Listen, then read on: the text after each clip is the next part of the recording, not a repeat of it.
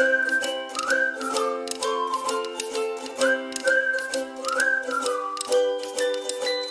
am a poet laureate, and you guys watch The Office. Michael Scott, when he gets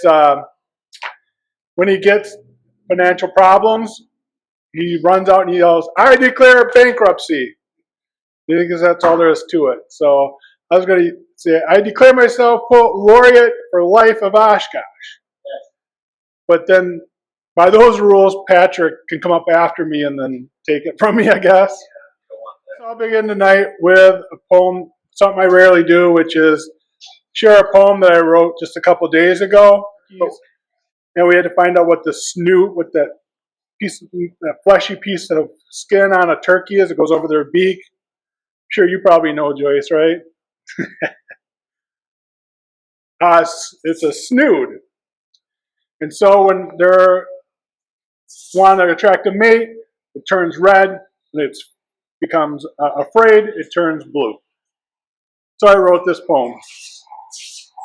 My snood. As Thanksgiving rolls around, let me show you I'm in the mood. Let me show you my snood. To start ourselves a brood. Don't let that offend you. I'm not being rude. It's the turkey way, so it's not crude. Why are you saying that I'm pursued? When these words, love words in your ears are being cooed? Who wants to prepare me to be chewed, with my leftovers stewed? How can people think of us as food, to be cooked up and consumed? Stop it, I'm not amused. Oh great, look at my snood thanks to you. I'm no longer in the mood to pursue.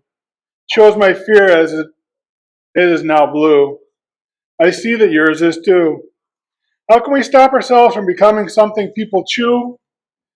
If what you're saying is true, do you have that Halloween costume you went as a kangaroo? I have my cow costume, but I can't move. Would they kill us if we went to church and sat in a pew? Eating something with a waddle should be taboo. In times like this, God is my witness, I wish we flew. Which is a homage to WKRP, yeah. And then I'm going to read a poem that Deb Martin, who's a very activist here in Oshkosh, she asked me to write a poem about Transit Equity Day, which is in February, a long ways off. But I've been working on it, so I'm going to read it tonight. It's based on every day I would drive to work, and I would see a young lady with a kid going to the bus stop every day. So a ribbon runs through the city. Mother with her boy slung on her hip, slog over the road to the bus stop. Would we stand with her? His boots bang on her leg. The wind cuts at their cheeks. 5 after the hour comes quickly, yet the cold still seeps thoroughly. On those mornings so frigid that we let our cars warm. Is it 2 steps, one at the daycare, then a walk to the shelter? A wait for the next bus to work while we brave the winter chill with our windows down in the drive-thru to get our frappuccino? The world is too small for them. It's a ribbon through the city along the bus route. Without those humming, buzzing, beeping buses, the world would be so much bigger. Rain hangs. The rain hangs on the window screen like a cross-stitch of a gray day. Leaves drop to the mottled grass, lay overnight. Leaves drop to the mottled grass overnight, lay as smudges of orange and red, giving pattern to my lonely thoughts. As long as I found it, November. Napping before dinner, the tangerine sunset absorbed my dreams and left my insides to air dry. So tonight is not a good night to ask your question. All right, next up is James Hamilton. Please come on up. He's all over the state, traveling around, doing poems wherever he gets a chance. I'm James, and I got some new stuff today, so I'm just going to jump right into it because I got 3 pieces for you. This one I wrote last week. It's called Small Talk. Nobody talks to me People don't say good morning anymore. They just nod as if to say, hey. It's like I'm not even there or here or any place, and I'm lonely. And I say nothing. I'm inverted and introverted, stiff, my blood acrylic and viscous lucidity, and I smile on purpose in microbursts that people can't even see. And loneliness hurts, but I'm not filled with pain. It's more like a hollow, a space or a pit or sinkhole, a void or vacuum space, and I find it hard to swallow. My mouth sandy dry, eyes bug-eyed, crop just short of over-fried. Fingers cracked and split from picking at my fingers and from picking on a multitude of other shit. And nobody talks to me. It's like I'm socially shedding skin, degrading, decaying in a softly shine state of leprosy. Everywhere, someplace, same as it ever was in my soup kitchen dreams, hovering over a cup of matzah or remnant root vegetable cream. And I know I might be hallucinating, revisiting my dreams, seeing illusions and blurred lines from a complicated world's complicated geometry in real time. I can hear unrecognizable loudness, decibels bellowed from crowds of one, and noise from the pigments of the trees, but I don't hear humanity calling because no one talks to me.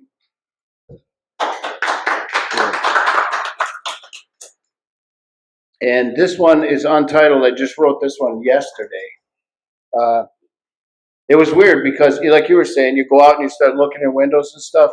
I'm running a community center in Wapaka, a drop-in center for addicts to come in during the day, resource broker kind of place, hub, I guess is what they call it. And I go outside to have a cigarette, and like we were just talking about over there, you see something, your brain just starts wandering. You know, sometimes I got to write. That's just how it goes. So like the rest of the day is on hold until I finish that. Not conducive to successful work, employer-employee relationship, but nobody was there to watch. So here you go. So untitled. Standing on the street, looking around at buildings that have no depth, in perspective against the sky. Perception is one-dimensional, and I catch a transparent worm or two as they fly by. Are they light tricks or from blurry eyes? Are they even there? Do I see what it is I think I see? I'm logged into a reality, a model plain to stiffness and starched lucidity, one I do not understand. And stagnant, I can smell the colors at large, and I feel a breeze as it passes over my hand. And my fag smoke lifts in unison with its force, drifting away as if it knows its future, where to go, knows its course. And the sidewalk is as hot from the sun as my feet in these shoes, and the drops of sweat from my face hit the ground. Destination, evaporation, energy born to lose, in a different state, or never to be found again. Sand on the concrete, dirt in the street, dust and bugs on the bricks, splinters in the wood, rusted metal, polished glass, and plastic.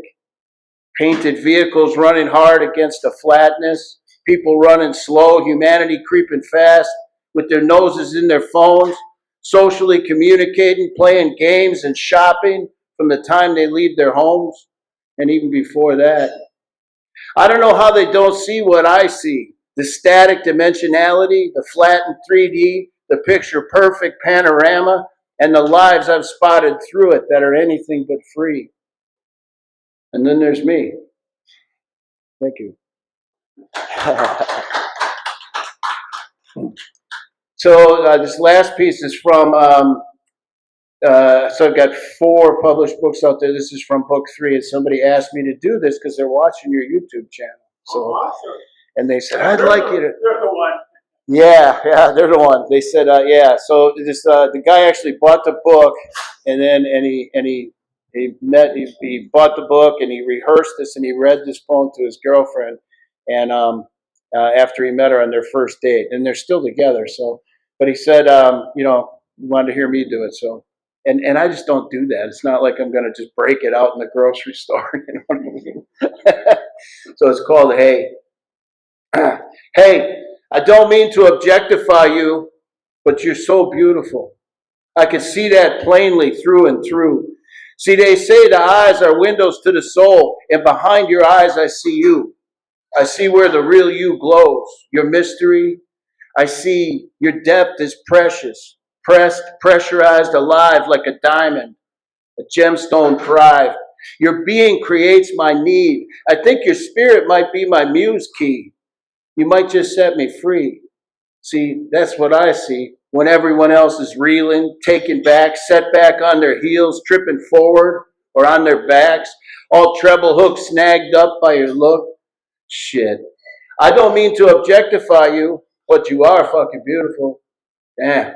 I guess I am just blessed to see everywhere else more than all the rest, where you're full of natural force, of energy, inertia's tool, spinning infinity's rule. I see the kind over any cruel. You are a legion of feeling, of being, and I feel you. I feel your truth, your empathy, and I see you true. Thank you. So that's James, of course, excellent example of what I always say is, well, that writing is so helpful because it's such a process that you start to connect things, even stuff you're not even aware of. But the poets do it better because and writers, we're training ourselves to be on the lookout for something that strikes us. And then we start to see the details. And then we do enough writing, and we have the vocabulary to really nail it and use the exact words and describe it better than anybody else. The next poet to come out to fame is to have the coolest dad ever. That's Jade Cannon. Come on up. All right. This is my first poetry cafe thing that I've done, so I'm not really good at introducing the poems or anything. I hope the microphone can actually pick me up this time. Thank you. This first poem is titled "Devoured for Dinner." I see that slimy end, my past and now unending reverie. A swirling tongue traps a flopping form. Slurp, go down.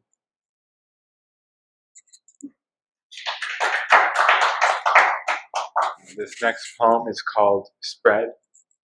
Spread eagle for you, babe. You make a gray world red. Laying in the rain, honey, it ain't a crime scene, just some jam on bread. Got 1357 in me. Can't even keep you out of my heart.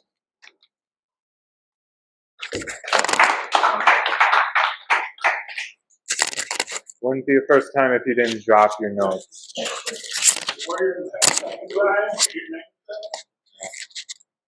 Okay. Last one is called Estrange. I'm going to introduce this one.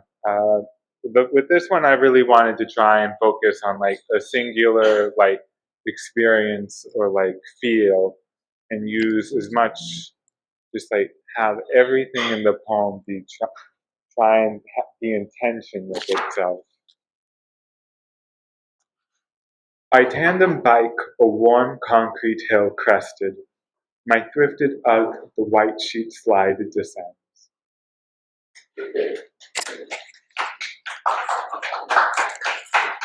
Gary Shinoa is next up. Come on up, Gary. Gary's on Instagram as Gas Poetry, and it's a great place to go and see some poetry, some visual poetry. First poem I'll read is called Sluice. This was published in the 2017 Wisconsin Poets Calendar. Sluice. There must be a lady in the radiator. No, not that nude chrome hussy on the hood, with her burnished arrogance, her hair and limbs streaming backwards, Medusa unfurled. Every night she gurgles up to him when he's 5 fathoms down in sleep. Each morning he pops the cap and peers into those lime green depths. Another shade and he might be on the beach in the Caribbean. The bright turquoise sea always washes her back to him, idle as a pebble in the hungry surf. Instead, he's certain she slips like an eel through coral narrow spaces. She wears corrosion on her bronze skin, a skimpy verdigris bikini. More than that, mere memory, more than mere fantasy, less than real life, flushed out between dreams. This one, I was watching St. Elsewhere, and one of the doctors was talking about sleep, comparing it to little snatches of death. Well, that started me thinking, and then I got Dylan Thomas's poem, "Do Not Go into the Gentle into the Night." And so I kind of borrowed a couple lines from one. The editor says, well, you're getting kind of close, but that's why I put with that. So it would be, they always say with apologies too. So it's called Carpe Noctem. Apologies to Dylan Thomas. There is no anger in the night, no rage against the dying of light.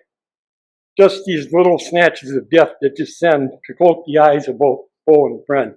But oh, what a cost for each moment that we spend in sleep. That's it. Yeah, I love, especially that last. I really love that. And I met Gary a couple weeks ago at Book Fair in Fond du Lac, the North Fond du Lac Writers Club. We're kind of putting that on, and I got to speak with Gary for quite a while.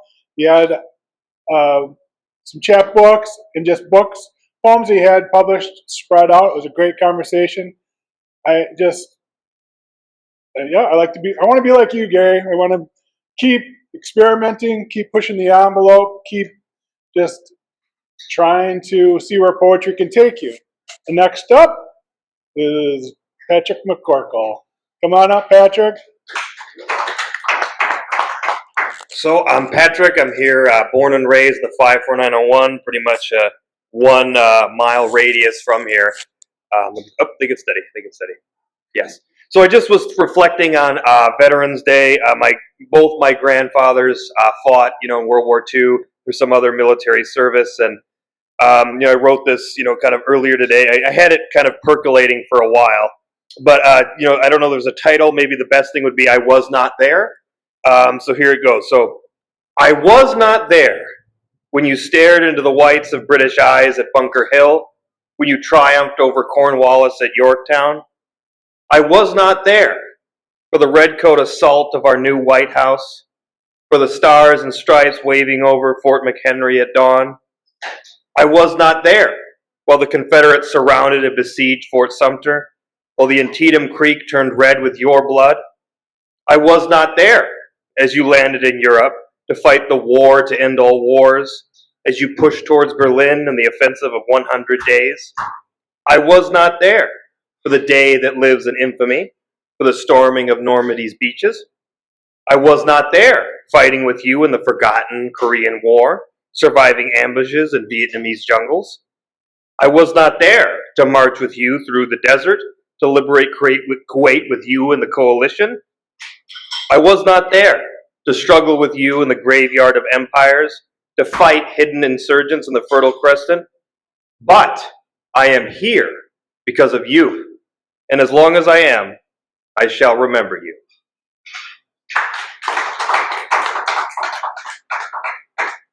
And I have another kind of continuing the theme, if my phone would like to work. Usually, pretty much every year, I try to write some sort of reflection on Veterans Day because of the grandparents that I mentioned. If I can find it. I wrote, or this would be more in specific, specifically for my grandfather, who would have been 103 this year, I think, if he were still alive. So the title would be 100 Years of Grandpa Keith. A century ago, you were born. In childhood, the Depression took your home. In adolescence, familiar woes made you stop school. At 19, you were called to shatter the Axis. At 23, Uncle Sam called you home. Then, studying through meals and on shift breaks, securing your GED, master's, and PhD, getting snared by a real artiste, fathering 4 children, guiding up-teen pupils, enhancing history in England and France, remaining in Oshkosh, Oxford, and Wisconsin. 32 years ago, I met you. Then countless hours of racing around your old neighborhood on my big wheel, going to a store and picking out a reward locked behind the case, eating and gaming at Shakey's under the kaleidoscopic arcade lights, lessons in history, literature, politics, and philosophy at Menominee Park, activating my mind each meeting, pushing me to dream without end, showing me what I should do. 4 years ago, you left this world. 96 years were not enough. 3 decades together were not enough.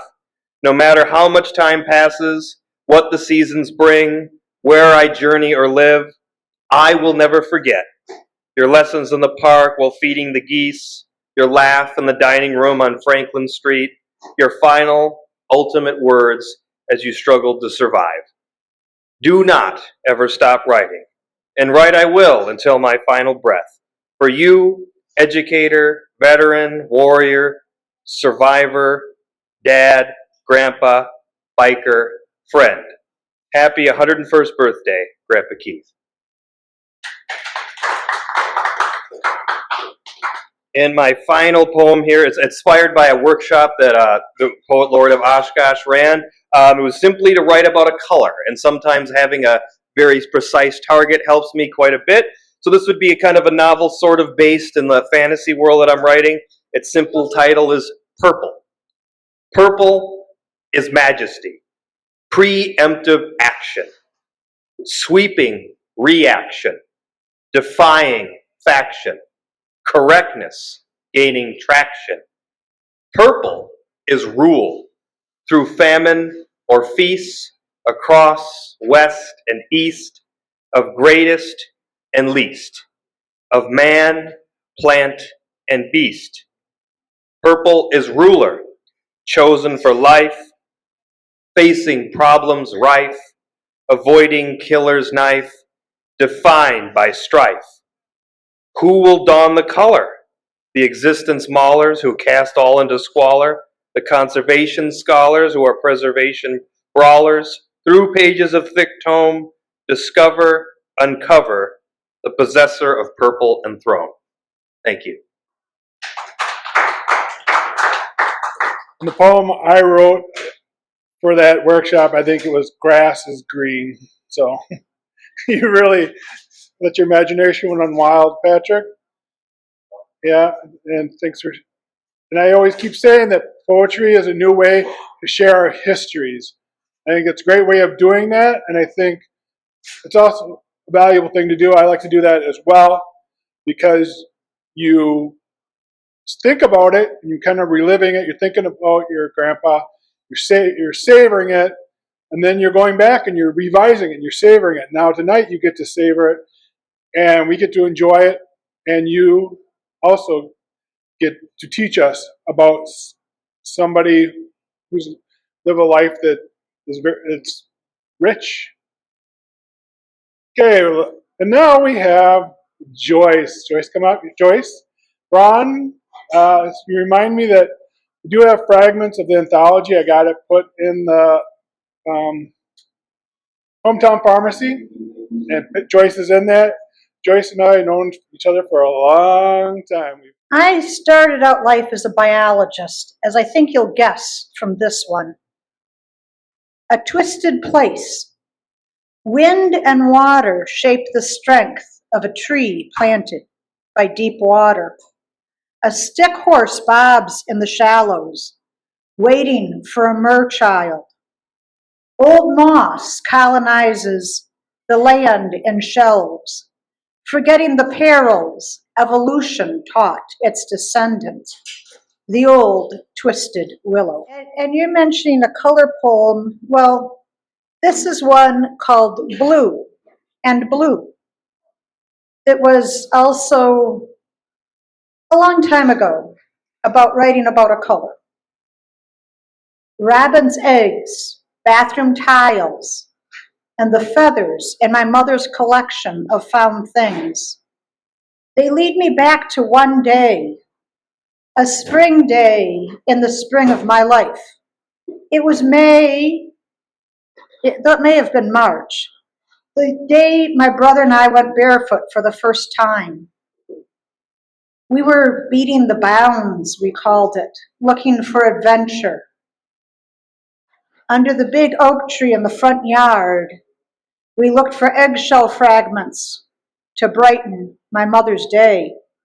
We found instead a dead robin, nest debris that had been hope of a new generation. Its bill was soft and flexible, its claws already sharp. I remember the prickle of flight feathers, not yet formed, the eyes behind fetus solid eyelids were as blue as its eggshell would have had been, and as empty as the sky. It weighed a feather's weight and taught the heavy knowledge of death. Our first funeral.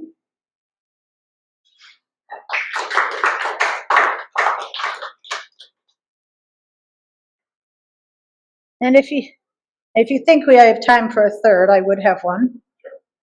This one is called Dark Cross, a moss-covered cross. I like it that way. Ancient hieroglyphics left by martyrs long ago. There is a beauty in things of man returning to nature. A light lichen sprinkle improves a grave angel.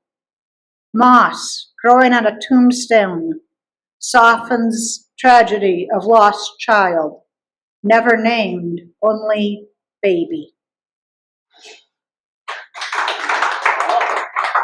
Thank you, Joyce. Those are great. Kind of a way to powerfully end those poems. Kind of person would I be that Joyce, you come to open mics, you've been loyal, and I'm like, no, just two. I got to get home. I have a couple more, and I'll begin with one that I think I probably hate. Roadblock. On the road heading out of town, it wasn't long before I turned around. The horizon beckoned in the distance, and nothing gave any resistance. The chime of old clocks set atop imaginary roadblocks rang fierce and venerating. Enough though one was, and even though no one was waiting, I headed back into town.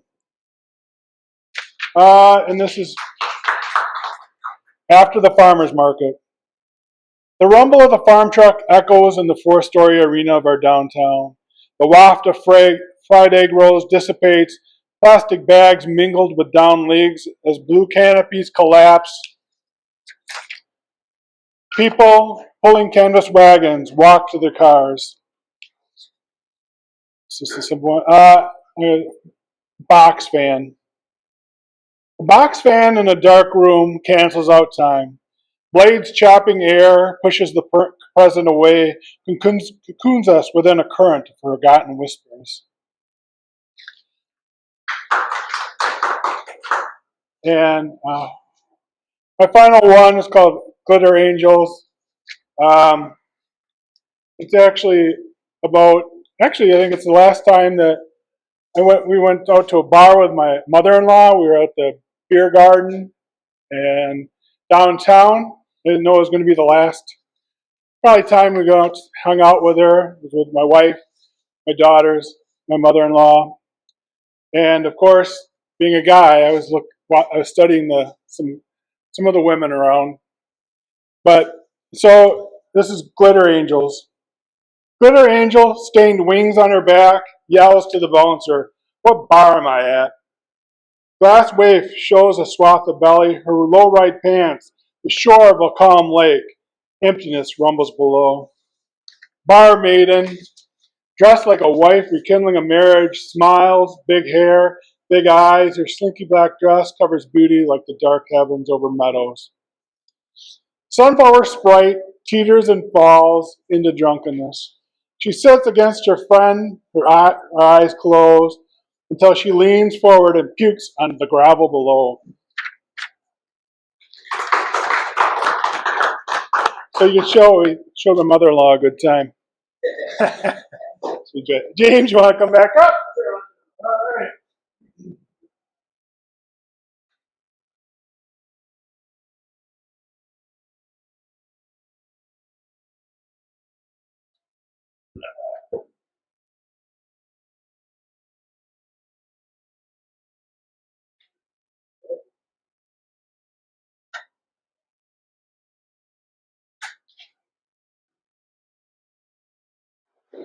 You gotta switch ways.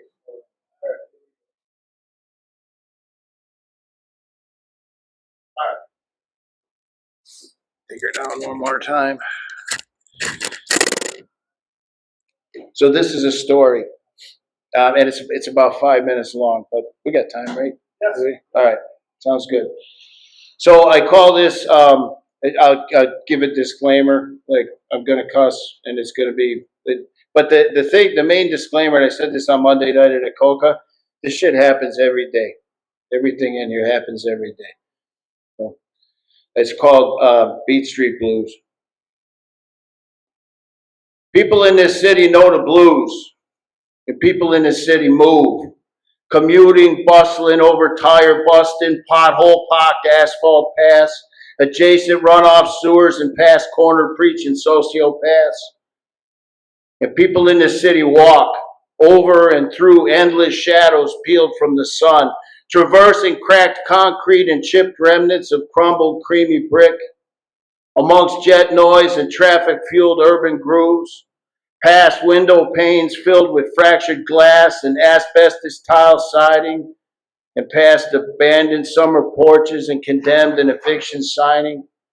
And they shake from the cold wind and the damp feet and their dopeless sick and the waft of shit and garbage ever thick. And people in this city use bootleggers peddling cognac H oxy buses and uppity rouge, and they fire up roseless glass menageries using copper-toned chorboy as a wick, over and over till their heads are numb before ending up in a stairwell on one end or another of a porno graffiti trick. That's life in this city, and it's hard living in this city. And there's a house over there on the corner at the end of the block, 1111 Beat Street, where junkies come and go, turnstile tripping on concrete and ice and snow, in acrid zombie action, velicated in fatal distraction. And the why is a why they don't even know. They have pores filled with junk, noses bleeding with MRSA disease, Hep C and HIV, bed bugs in their coats and fleas in their bones, inner city blued tapestries fighting the Jones. And rage rings, and violence bellows. Through tin-foiled panes, loudly twisting bad things, always in the dark though, securing dank, deviled dreams.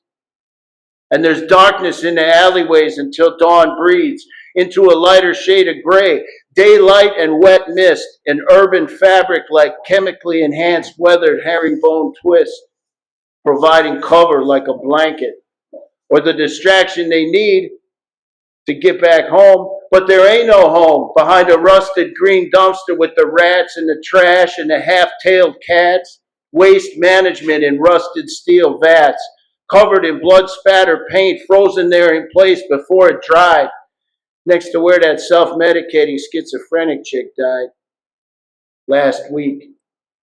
And nobody noticed, till she was frozen to the ground, and the coroner threw up when he found what he found. Her name was Selena. And they say she was lost or was missing, and nobody cared. See, out here, sometimes life is the cost for this life, for running the race, shit-faced and out of place. And the others, the vagabonds and the hustlers and the afflicted left over, they will all get there sometime to that house on the corner at the end of the block, 1111 Beat Street, or somewhere. See, dope always sells in the city, and the pushers can be the doctors and the clinics and the pharmacies. Corporations create customers, not cures. Psychotropic, hopeful, pill-popping, demon-dropping, antidepressant misery to the woeful.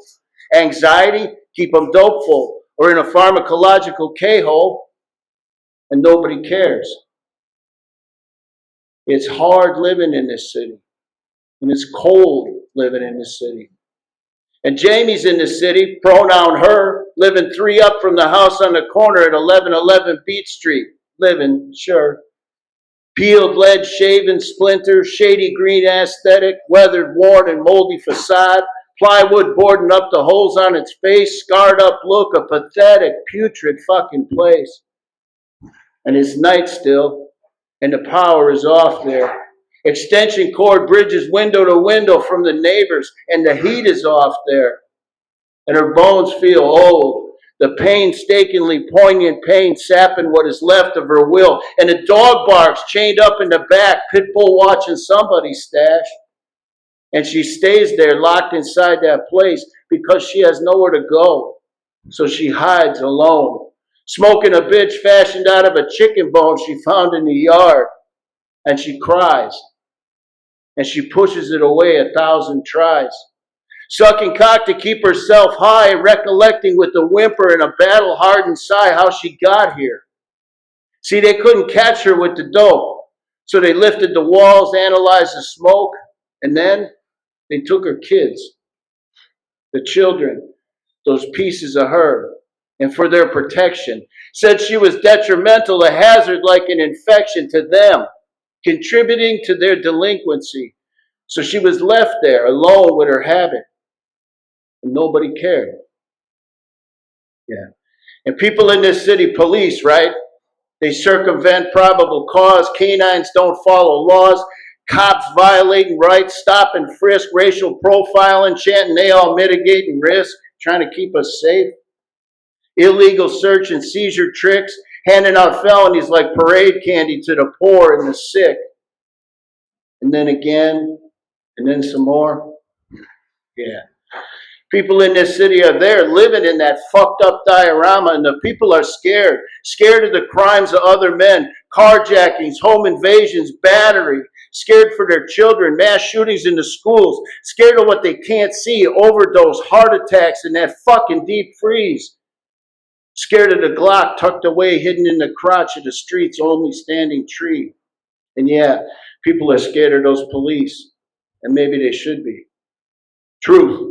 People in this city grind every day doing what they do, grooving to the sounds of the city, grooving on Beat Street, grooving to the blues. Thank you. That's great. And just to tip my toes into that poetry, you know, how the poems are written and you're supposed to stop and reflect.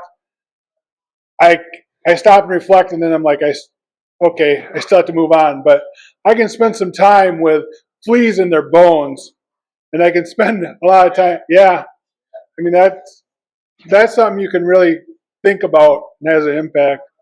And of course, handing felonies out like candy at the parade. I call this pair Mustang poems. They both based a little bit on experience. The second one a little more so. First one is called Pedestrian Pause. She was gone in a Mustang minute, but it was a blur of color, a flash of blue eyes, but it was enough for him to realize that 20 years ago he was too slow to catch her. And now she's nothing but a brief dry dream.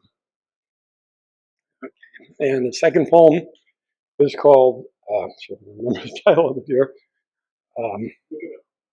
It's called Muscle Memory.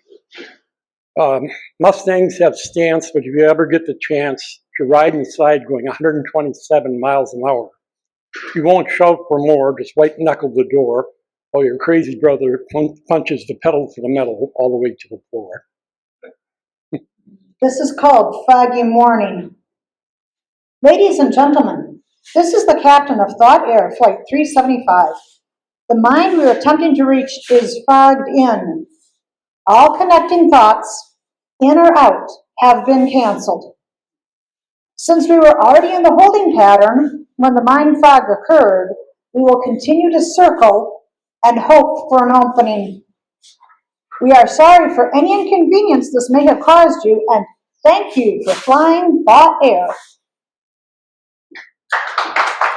So I have a lot for my generation. There's obviously I was among the millennials, got Facebook, got social media. So the addiction has been very apparent for me and my friends. So I have a title of a poem inspired by I think it was an article maybe on Slate or something, where it was to glee fresh or to doom scroll. You turn on the device, radio, TV, computer, smartphone, tablet. The medium differs, the messages do not. political polarization, environmental degradation, mass shootings, international warfare. Turn away you cannot, despite how awful the sights, sounds, feelings, and conclusions. Endless segments, stories, shows, such as to doom scroll or doom surf. You tell yourself to check out, but you can never seem to leave. Yet there is a way to replace the destructive drive of tech and the addiction to despair and death. Tune your radio, scan the channels, surf the net, searching for happiness and love, one segment, story, or show at a time, such as the Glee Fresh. You don't need to check out, and you certainly don't need to leave.